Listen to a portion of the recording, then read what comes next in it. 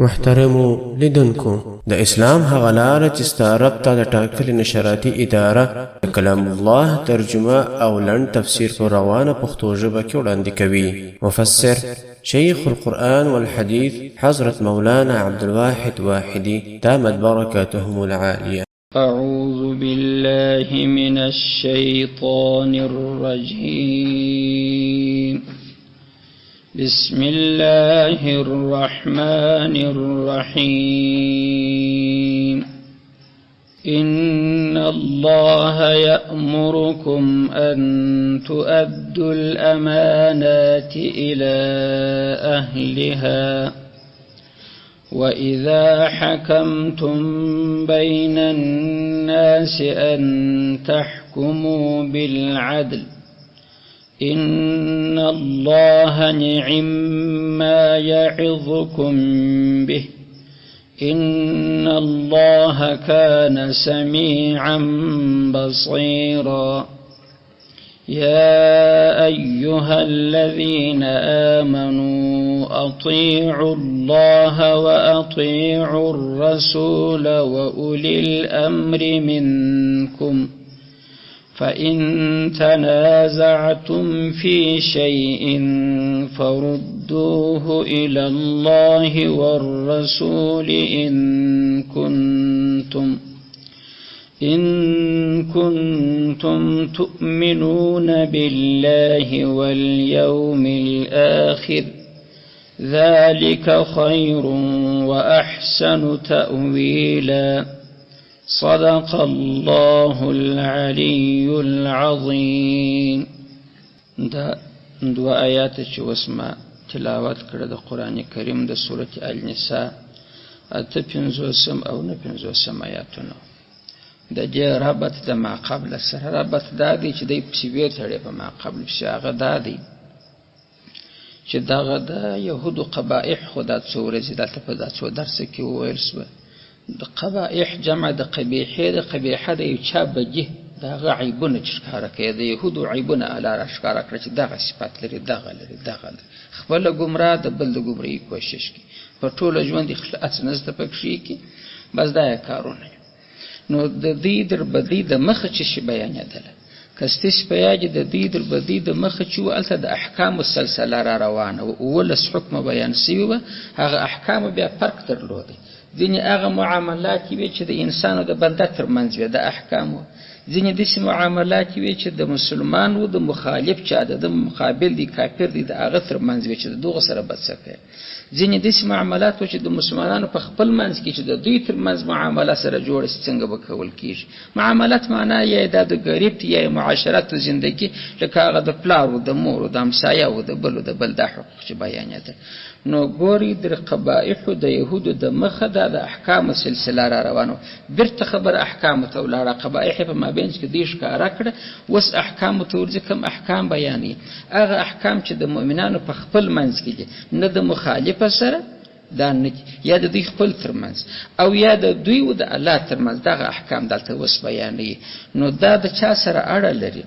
یو حاکم دی یو محکوم دی. حاکم چې پر یو چا باندې مسلط د سره 10 نفره دي در امر لاندې دي یا د 10 مملکت تر امر لاندې دي دی باید د محکومینو سره څه وکړي دغه حکم بیانېږي. بل دا د محکوم سړی چې دا مأمور دی تر امر د چا لاندې دی به د خپل امیر سره څه کوي دا دوه. بل دا د دې دواړه به د الله سره څه کوي دا درې. دغه خبرې دلته بیانېږي. نو خلاص د خبرې په رابط کې سره ووته تر دا قبائح د یهودو د مخه احکام اوس بیا احکامو ته خبره راغله. احکام بیا درې ډوله وه. کوم احکام دلته اوس بیانېږي چې د بندګانو په خپل منځ کې پرله راګرځي. نو امیر خو باچا خو هم د خدای بنده دی دا د امر لاندې چې دی خدای هم د خدای بنده دی د دوی ترمنځ به څنګه حقوق دي دی به بیا د الله سره دواړه څه کوي امیر د امیریت په حیث او مامور د ماموریت په حیث دی به د الله سره بیا سره کم کوي. په دا خو پوه شو از دا رابط شو د ما قبل سره. اوس د دغه آیاتو یو شان نزول دی. شان نزول هغه واقعات ویل کېږي چې اول د آیات پکښې نازل شوی وروسته شنو حکم عام دی تر قیامته پورې دی. خبره دا و چې رسول الله صلی الله علیه وسلم د مکې شریف څخه هجرت کړی و مدینې ته، نو خو مکې ته دی نسو راتلی. هغه یو د حدیبیې قصه ستاسې په یاد ده چې د عمرې نیت یې وکړي، کفارو نه پرېښول، ولاکه راسې ته خو تللی زموږ ستاسې په منځ خو دښمني ده، په یوه شرط چې پرېږدو اوس به احرام ماتی بېرته به ځې، بیا به بل کال راسې، چې بیا بل کال قضا راوړه د هغې عمرې نبي علیه الصلاة وسلام. خو دغسې مسله مګر په 8م کال د هجرت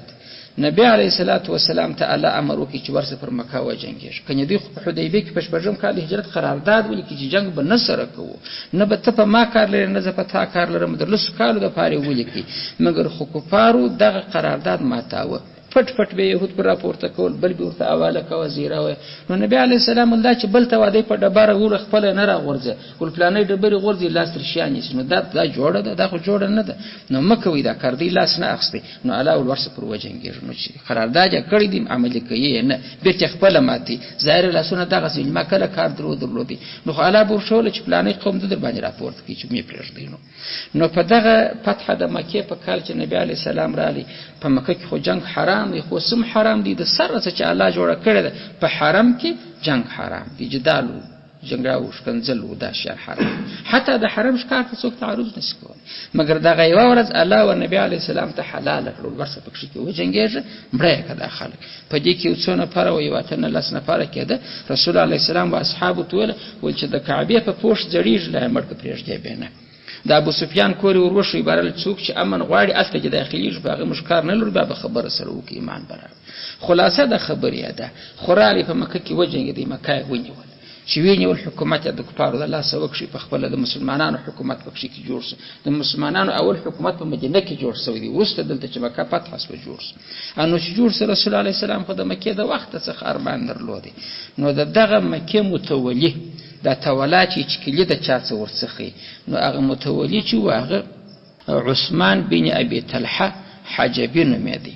حجب چې دی خو د حجب و د منع څخه دی، د پرېدارۍ څخه دی. نو حجبي دا د دې خاندان ګرده و دغه ته نسبت کېدی چې معنا ګویا کې دا د مکې متولیانو پرېداران دي، هر څوک پر سر تصرف نشي کولی. نو هر ځای یې خپل ځان ته یو متولي لري. د متولي د لاسه چې وکړي چې سره ایلای کې لکه زموږ مهاجت باره چې وسوه هغه وسوله، خو باره بې نظمي جوړېږي. پر منځه به ولاړ یې ټک ټکه د هغه سره بټنان راواخېد، راپایه در باندې اوس ورته وایي چې ته که یې چې شي اور جا اخیستی دی، څه بلا یې ته اوس. خو دلته دا تصرف د وخت څه د مکې غم دغه رقم دی چې هر څوک دلته د چونو چرا حق نه لري. نو تولا د عثمان بن طلحه حجبي د هغه په لاس کې چابي وه. نبي علیه السلام الفدا کې کلي ځینې راوړي، دلته زه لمونځ کوم په کعبه کې دننه. دی چابک وخت د کعبې بام ته دورې ودرېد، ولاکې انسان را سره واخلي، کلي ولې ورکړه چې ما دی منلی چې دی رسول دی، خو کلمه به مې پر ویلې، دی الله اوس ماته په مکه کې دننه لمونځونه کوي، ولاکې ګر سره ورکړه. نبي علیه الصلاة والسلام حضرت علي رضی الله عنه ټول برابر ځینې واخله،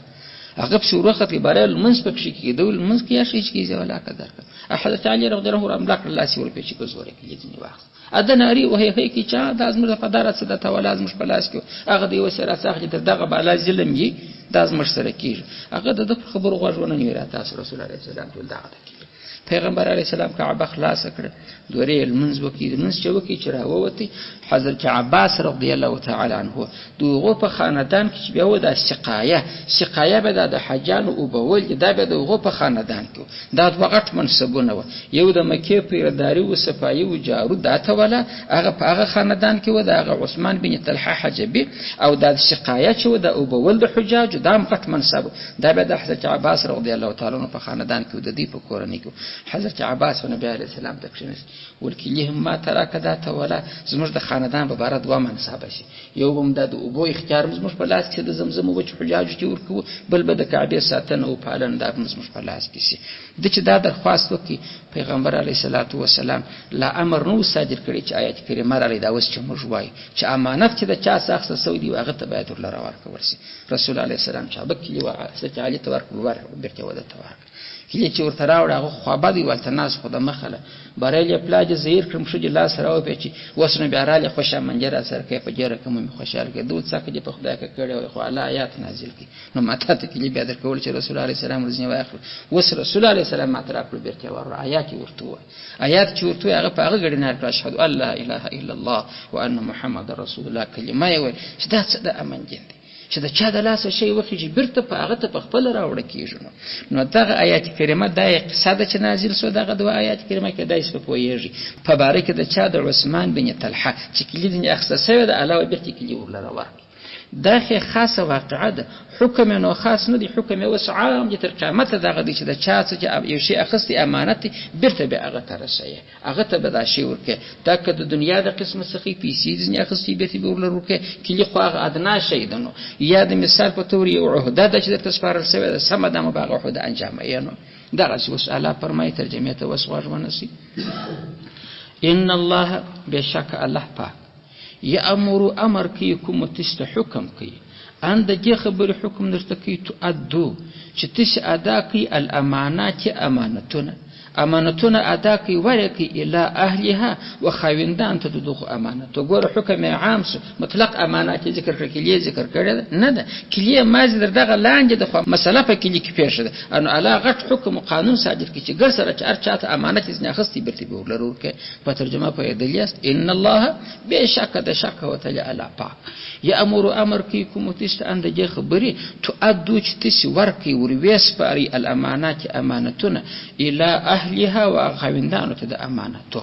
دا خیو امر وکي د امانات په باره کې چې امانت به خپل اهل ته سپاري. نو دا امر وچاته وس و دا حکام ته هغه امانتونه ستاتر لاس لاندې یا یو د بل غصب کړي دا به تاسو ورسپاري. دا اجرا څوک کولای شي؟ حاکم کولای شي. حاکم ته ته به دغه حکومت کوي چې د ارچا حق او حقدار ته ورسول. نو پیغمبر علی السلام چې مکه ته رالی حکومت په لاس کې وخت خدای مې او حاکم سو حکمران سو. نو الله امر ورته وکي. نو امر کې کوم تست ای مؤمنانو ګردو او حکام ته خصوصا دا چې تاسو امانتونه خپل اهل ته ورکي. فشه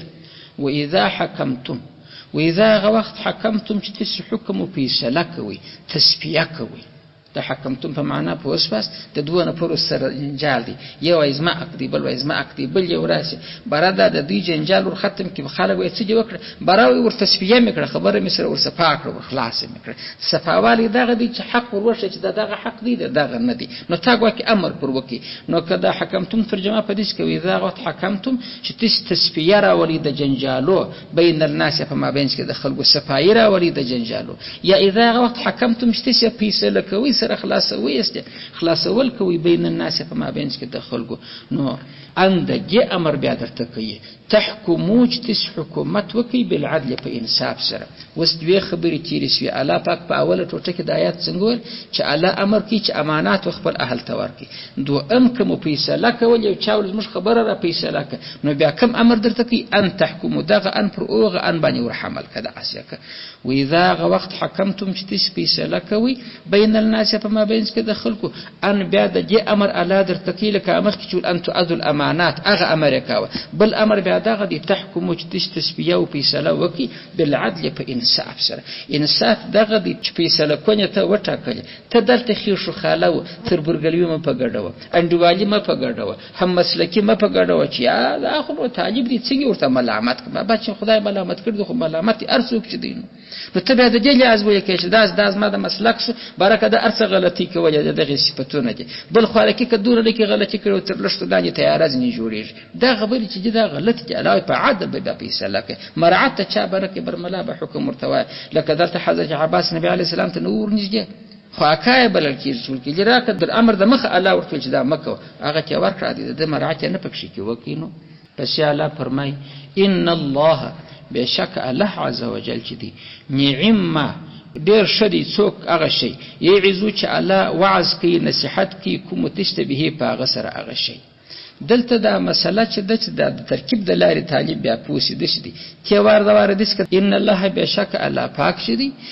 ما هغه شی یعزو چې واس کی کوم تشتبه په هغه سره هغه نو نعمه به خشه شی دی هغه شی د رقم ده چې الله د کوم شي خبره کوي هغه درګور د شی دی تر هغه شی نه پیدا کیږي. وس دغه نعمه چې شدي نعمه دا پیر د افعال مدح څخه د طالبان په خبره پویږي. دا ما چې دی دا بیا نکره دی دا تمیز دی په معنا د شی دی. نعمه شدي ما یعنی شیئا ازروی شیوال شدي کم شی هسې شی یعظو چې وعظ کوي کوم تاسو ته به په هغه سره الله پاک هو هغه شی هغه مخصوص بالمدح حذف سوی دی نو چې نعمه ما و په اصل کې نعمه جلادي ما جلادي وس نعمت څنګه ځین جوړ سوی دی نو هغه ما تر مخه خدا بل د نعمه مم دی زور لري برای داس کړي د عربي استعماري دا رقم براغه د عین زور په زیرو بدل کې زیرو لره ورکی نعي د مخ نعمه د مخ سکون ورغندې درلودي مم زبر درلودي عبارت د زیرو لره کی هغه مم چې دی هغه ساکن کی په قبل مم کې مدغم کې برای نعمه ځین جوړ کړي اصلي نعمه ما دی ما جلادي نعمه جلادي وس هغه د نعمه هغه مم چې زور درلودي ساکن کړي په قبل مم کې مدغم کړي دي د عین هغه سکون چې دی هغه په کسره ور بدل کړي دي ما بارزین جوړ شوی چې دا اسمه مضمون پوسو نو هغه په کسره ولي ور بدل کی نو خو هغه د نعمه په شی مم چې خو هغه زور درلودي تا ساکن کی چې ساکن کی چې دا عینم ساکن خو التقاء ساکنین راځي على غیر حده ده نو الساکن اذا حرك بالكسر کسره ور کړ نعمه ځین جوړ شوی دي بل تخبلی خبره درازم ان الله بشک الا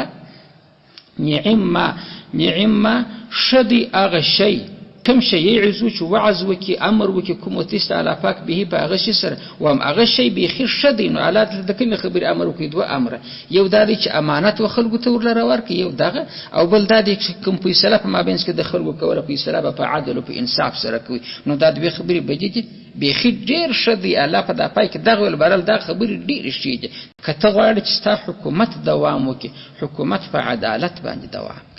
که عدالت نه د خلکو سره ظلم کوي خو خلک چې غوبغ جوړي ناری جوړي کې واس ورسېدي لاس اچي جنگ سره کوي نو خو حکومت کې برباد شي الله په دې دنیا کې مساده پاره خیر دي حکومت به برقراري کستا حکومت څوک نړۍ ګرځي خلک ستا په پاک درېږي چې عدالت کړي او چې ظلم دې کړي خلک وای مې شروع خدای یو چې د آل در عیاله ته باقي زموږ سره څه وکړل نو خبره خو نه در بجې نو الله په دغه د دنیا په اعتبارم شوه بلی د آخرت په اعتبارم دغه کار شدي چې الله امر پکړي دي د آخرت په اعتبار به ولې شدي خو الله ثوابونه درکې چې ته د مؤمنانو فیصله په عدالت وکې د دې جنجالونو ور خلاص کې امانتونه وخپل خلکو ته ورلره ورکې نو الله نه خوشاله کړي چې خوشاله شي ثواب دیم دي نو دا شوالی چې الله بیان کې د کم شي چې الله امر پکړي دي څنګه شوالی د دې دنیا کې د دې دنیا دواړه هم په دې دنیا کې شوس هم په هغه دنیا کې په دې دنیا کې ولې شوس حکومت دوام کوي نه خرابېږي دغه دنیا لپاره ولې شوس خو ثواب الله پاک تر لره درکې نو په ترجمه به پیدلی اسپیشاله فرمای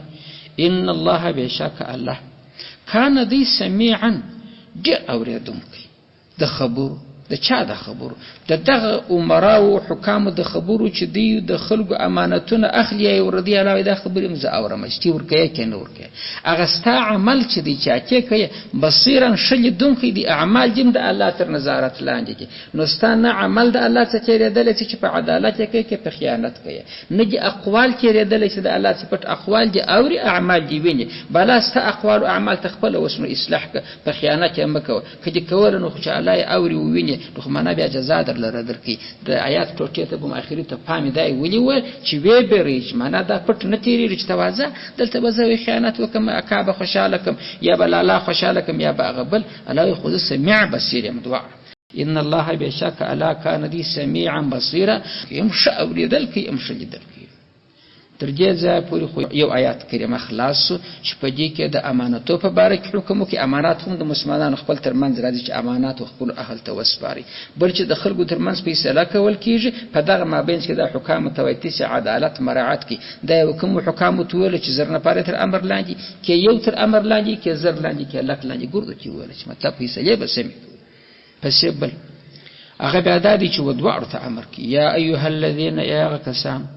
امنو چې دی ایمان راوړي دي اطيعوا تابعداري و اطاعت وکي الله د الله پاک و اطيعوا او اطاعت تابعداري وکي الرسول د رسول عليه الصلاه والسلام دا خطاب چاته دا و حاکم تمسو محکوم تمسو ک امر یک مامور یتبه د چا اطاعت کې د الله او د رسول الله او د رسول خبره به منی یوازي او محکومین او مامورین ته نه دي حاکم ته ام وای ای هغه کسانو چې ایمان والا یا چې ایمان مازلې اطيعوا الله د اطاعت و عبادت پر لجلا کی. اطاعت د یو چا د امر منل، عبادت خو هغه ته اغل منځنه او سجده کول او منځ کول. نو رسول الله سلام ته عبادت نه کیږي، اطاعت هم د رسول کیږي هم د الله کیږي. عبادت یوازې د چا کیږي؟ د الله کیږي. اطاعت او عبادت به ما پر لګډوي.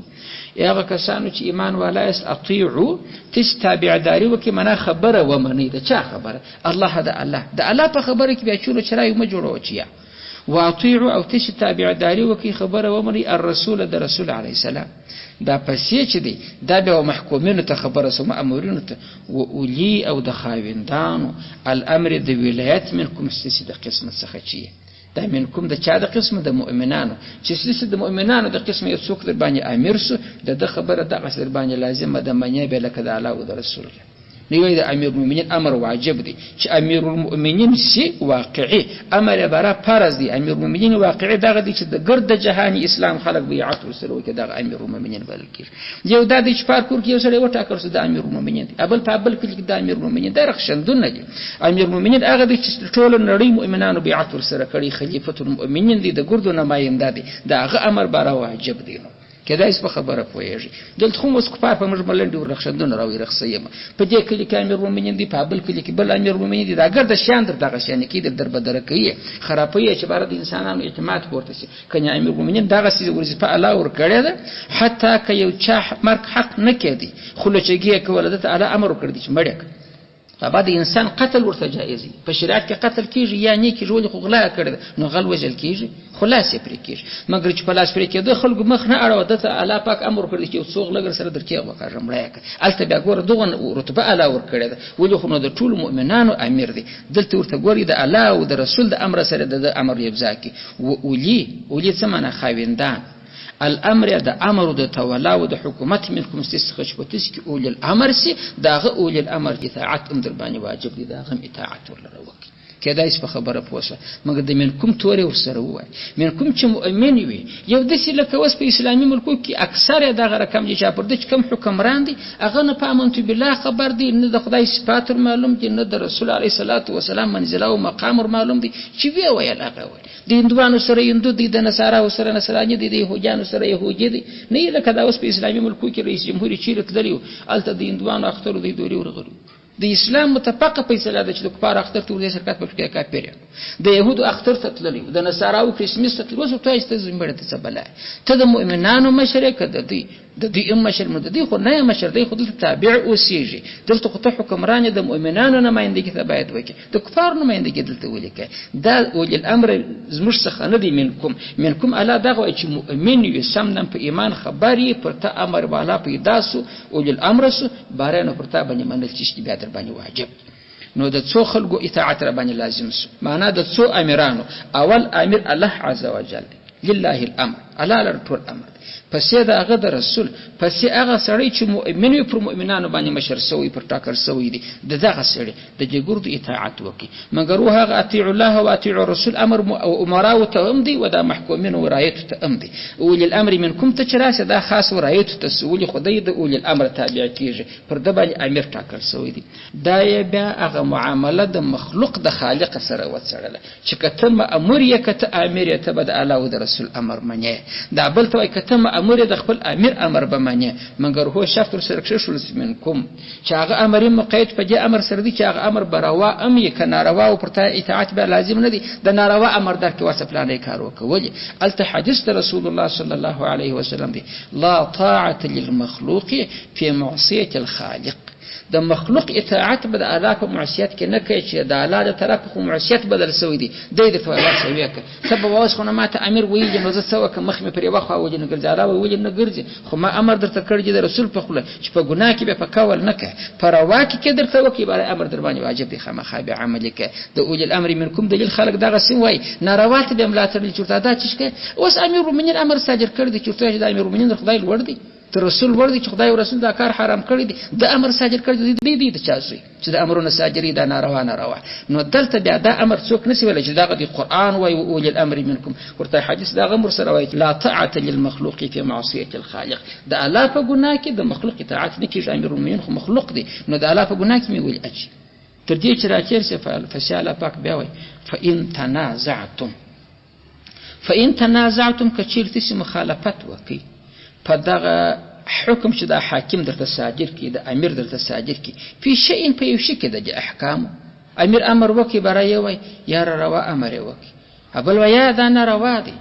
د په فیصله کې چې کړی د امیر د حکمران دلته د خلکو اختلاف دی وای روا دی بل نه روا دی، وسه چم په کې نه کې الله خو تاسو ترازو پروت قرآن کې واچو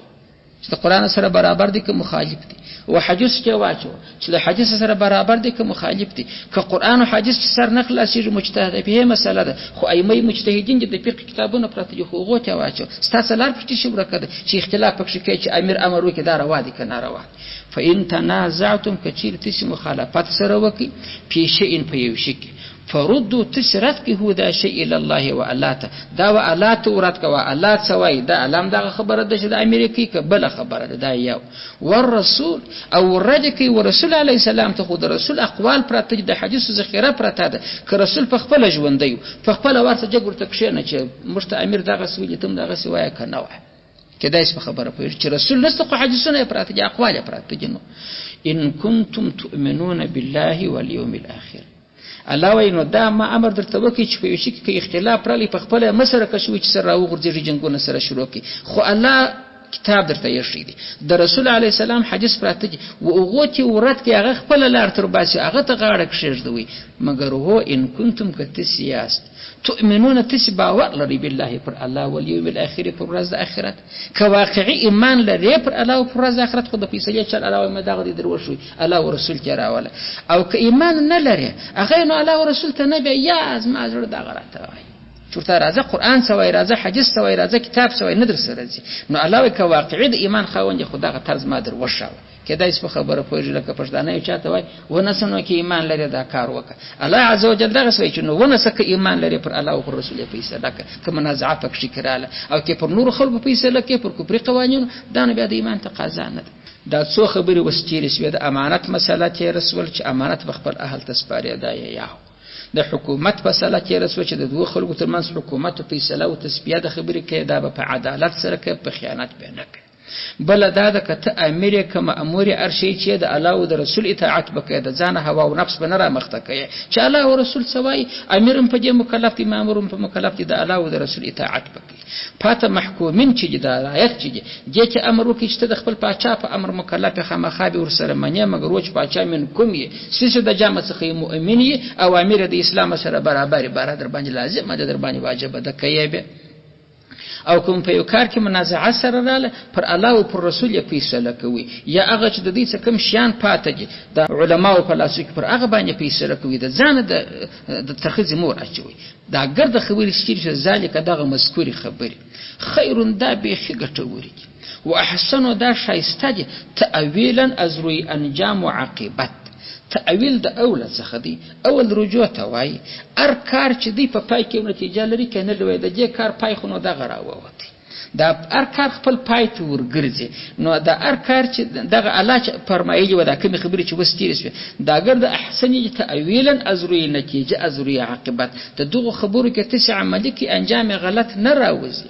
ارچا د خبرې پای که غلط راوتی نتیجه نه کړ ورلره نو خو سړی پوهیږي چې د سره چې ورسپاره ولا کاږي په خدای کې سم کاوه زموږ جهادونه ولې نتیجه نه ورکړي کدا ما زه ته د اصلاح کوله ته د مخالفت ته کافر استا مرګ راوادي په پای کې کلونه جهاد وسوته چې نصوصونه شي نست